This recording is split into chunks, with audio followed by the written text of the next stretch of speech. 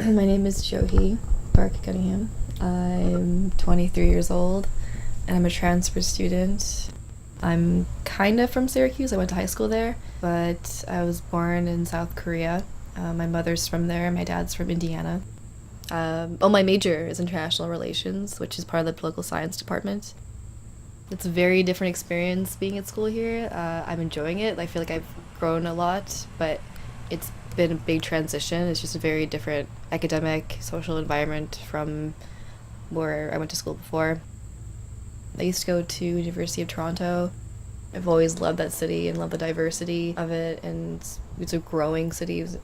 Young people want to go places that are growing and interesting and can give them new experiences. So I went there more for the city, I'd say, itself than the actual academic factors. I guess just with time, I realized that academically it wasn't right for me. I wanted to get more serious about my degree, so I decided to leave. I spent a summer and a fall semester in South Korea. I lived with my family and I taught English on a volunteer level and also for private tutoring to make some money. And I studied Korean social history at my mom's alma mater, her undergrad college that she had gone to there. So it was a good experience, and I thought that was what I needed to come back to Toronto and get serious about school. After one more semester at Toronto, I realized that academically I didn't want to do that anymore, and I wanted to do international relations. I had a couple of friends from high school that went to New Paltz. They actually graduated last year. Everything they told me about New Paltz that I always found really attractive, just how progressive, not just the campus, but the town itself.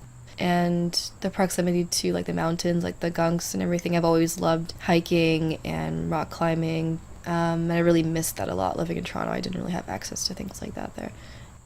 So far, just doing some self-reflection with a new semester starting, I really feel that coming here was a good decision, possibly the best decision I've ever made in terms of academic decisions. I've decided that I need to focus even more this semester on my studies and not drink so much.